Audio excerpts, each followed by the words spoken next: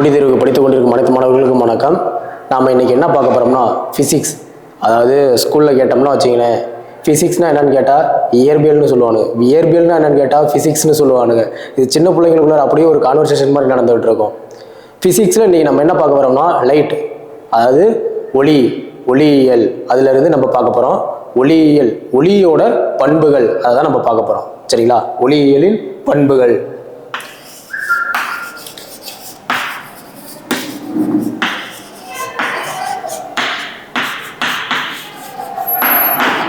ஒளியியலின் பண்புகள்.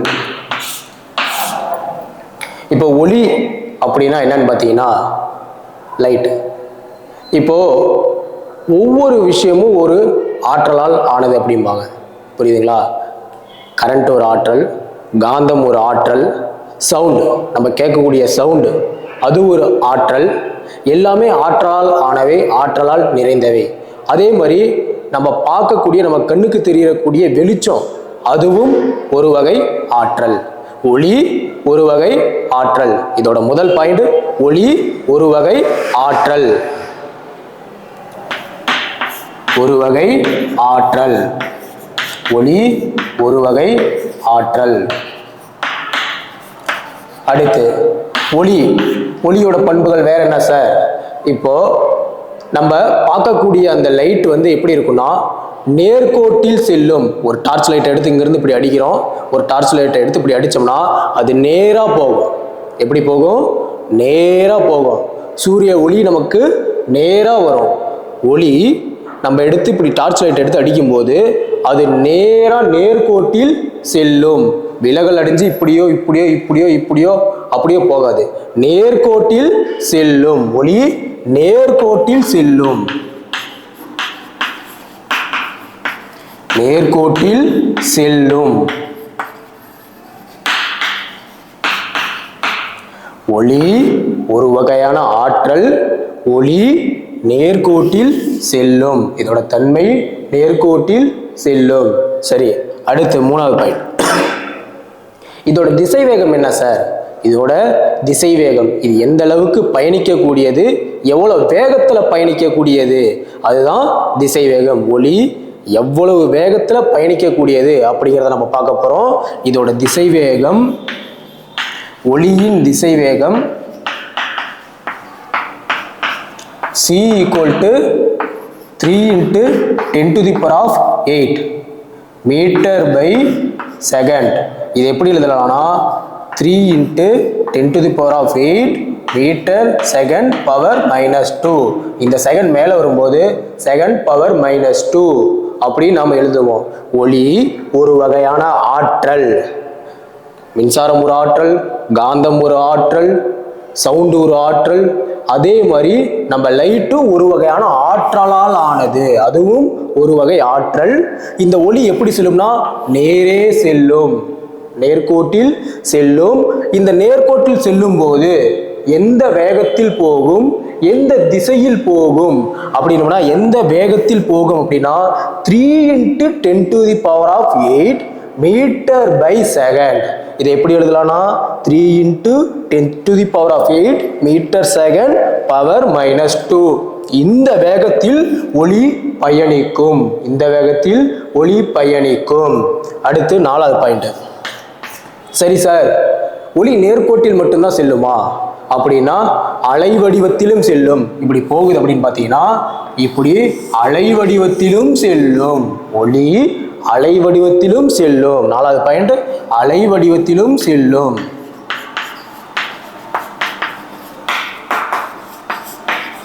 அலை வடிவத்திலும் செல்லும். அலை வடிவத்திலும் செல்லும். ஒளி ஒரு வகையான ஆற்றல். அது எப்படி செல்லும்? நேர்கோட்டில் செல்லும். நேர்கோட்டில் செல்லும் போது அதோடைய வேகம் எவ்வளவு இருக்கும்? 3 × 10⁸ மீட்டர்/செகண்ட். இது எப்படி எழுதலாம்னா 3 × 10⁸ மீட்டர்/செகண்ட் பவர் -2 எழுதலாம். ஒளியானது அலை வடிவத்திலும் செல்லும். ஒளியானது அலை வடிவத்திலும் செல்லும்.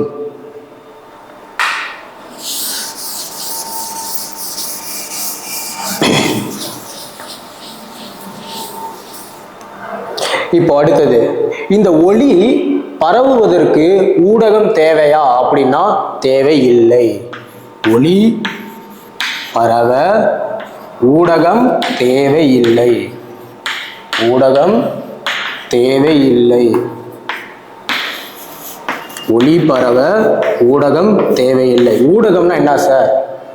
இப்போ நாம பார்க்கக்கூடிய விஷயங்கள் வந்து சூரியன்லேருந்து வரக்கூடிய வெளிச்சத்தை அந்த காத்துல இருக்கக்கூடிய மூலக்கூறுகள் இருக்கு இல்லைங்களா, காற்றுல மூலக்கூறுகள் இருக்குங்களா, அதன் மீது பட்டு அந்த ஒளி சிதறல் அடையுது. சிதறல் அடையும் போது தான் அந்த அந்த ரிஃப்ளாக்ஷன் தான் நமக்கு வந்து பார்வையில் வந்து அந்த பொருளாக நம்ம கண்ணு முன்னாடி தெரியுது. இப்போ நாம் பேசுகிறத கூட நீங்கள் பார்த்துக்கிட்டு இருக்கிறது ஏன் மேலே இந்த லைட் எஃபெக்ட் நம்ம படும்போது அது சிதறடிக்கப்படுகிறது, அது உங்கள் கண்ணு முன்னாடி பிரதிபலிக்கப்படுகிறது. அதன் மூலியமாக தான் நீங்கள் என்னை பார்த்துக்கிட்டு இருக்கீங்க.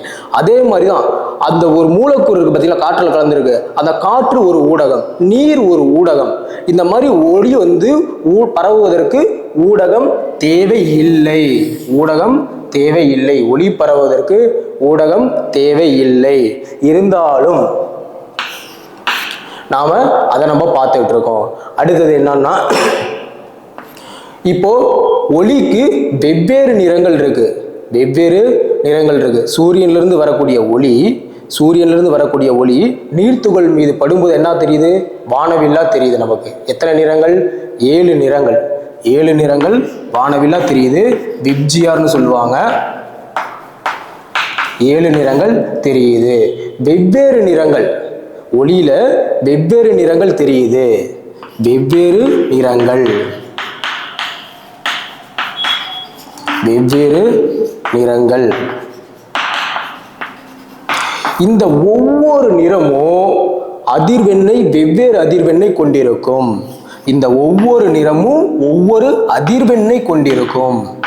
அதிர்வெண்ணை கொண்டிருக்கும். ஒளி பரவுவதற்கு ஊடகம் தேவையில்லை. இந்த ஒளி வந்து வெவ்வேறு நிறங்கள்ல இருக்கும். இந்த ஒவ்வொரு நிறமும் ஒவ்வொரு அதிர்வெண்ணை கொண்டிருக்கும்.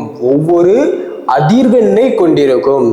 அப்போ இந்த ஒளியில வந்து பார்த்தீங்கன்னா ஊதா நிறத்திற்கு அதிர்வெண் குறைவு. அதிர்வெண்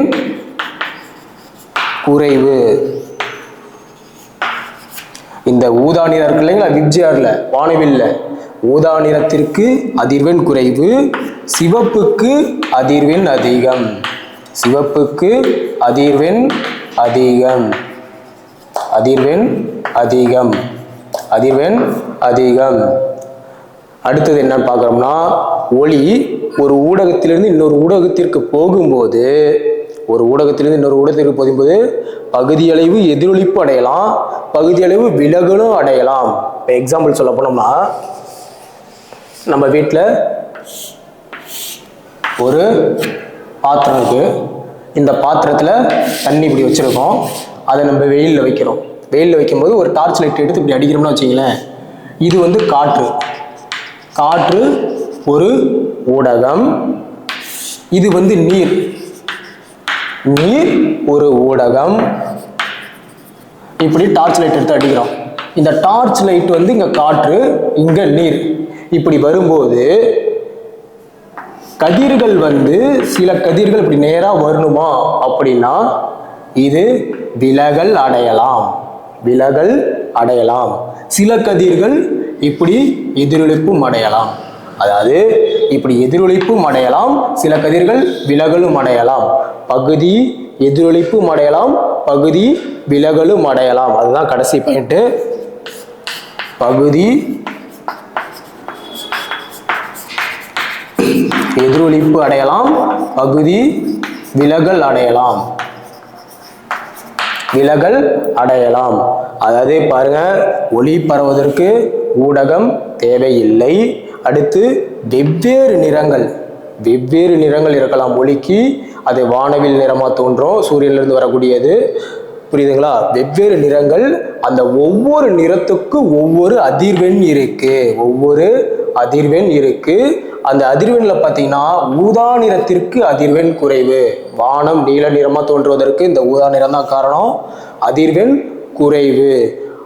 சிவப்பு நிறத்திற்கு அதிர்வெண் அதிகம். சிவப்பு நிறத்திற்கு அதிர்வெண் அதிகம். அதனால தான் காலையிலும் மாலையிலும் சூரியன் உதிக்கும் போதும் மறையும் போதும் நமக்கு இளஞ்சிவப்பு நிறத்தில் காட்சியளிக்குது. அதற்கு காரணம் இந்த சிவப்பு நிறம் அதிகப்படியாக அதிர்வெண் கொண்டிருக்கிறது. அடுத்து 8வது பாயிண்ட் என்னன்னு பார்த்தீங்கன்னா, ஒரு ஊடகத்திலிருந்து மற்றொரு ஊடகத்திற்கு ஒளியானது போகும்போது ஒரு ஊடகம், காற்று ஒரு ஊடகம், அங்கிருந்து நம்ம டார்ச் லைட் அடிக்கும் போது, நீருக்குள்ளார் அடிக்கும் போது இது எதிரொலிப்பு அடையலாம், இல்லை பகுதியளவு விலகலும் அடையலாம். எதிரொலிப்பும் அடையலாம், பகுதியளவு விலகலும் அடையலாம். நம்ம அப்படி தண்ணியில பார்க்கும்போது கண்ணு கூசும். அதுக்கு காரணம் ஒரு ஊடகத்திலிருந்து இன்னொரு ஊடகத்திற்கு பார்க்கும்போது எதிரொலிப்பும் அடையலாம், விலகலும் அடையலாம். ஒளியின் பண்புகள் அப்படின்னா, ஒளி ஒரு வகையான ஆற்றல். ஒளி பரவுவதற்கு ஊடகம் தேவையில்லை. ஒளியை நேர்கோட்டில் தான் செல்லும். இந்த நேர்கோட்டில் செல்லும் போது அதோட திசைவேகம் எவ்வளவு இருக்குன்னா, c × 10⁸ பவர் 8 மீட்டர்/செகண்ட். அடுத்து பார்த்தீங்கன்னா, இந்த வெவ்வேறு நிறங்கள் இருக்கும் ஒளிக்கு ஒவ்வொரு நிறத்திற்கும் ஒரு அதிர்வெண் இருக்கும். அடுத்து ஊதா நிறத்திற்கு அதிர்வெண் குறைவு, சிவப்பு நிறத்திற்கு அதிர்வெண் அதிகம். ஒரு ஊடகத்திலிருந்து மற்றொரு ஊடகத்திற்கு போகும்போது பகுதியளவு எதிரொலிப்படையலாம், பகுதியளவு விலகலும் அடையலாம். அப்புறம் ஒளி அலை வடிவத்திலும் செல்லும். இதுதான் ஒளியின் பண்புகள். இப்போ இதிலே பார்த்தீங்கன்னா 3 கொஸ்டின் இருக்கு. ஊதா நிறத்திற்கு அதிர்வெண் குறைவு, வானம் நீல நிறமாக காட்சியளிக்க காரணம். சிவப்பு நிறத்திற்கு அதிர்வெண் அதிகம், வானம் மாலையிலும் காலையிலும் சிவப்பு நிறமாக இருப்பதற்கு காரணம். இந்த ஒளியின் பண்புகள் உங்களுக்கு யூஸ்ஃபுல்லாக இருக்கும். இதோட கண்டினியூஸ் வீடியோ பாருங்கள்.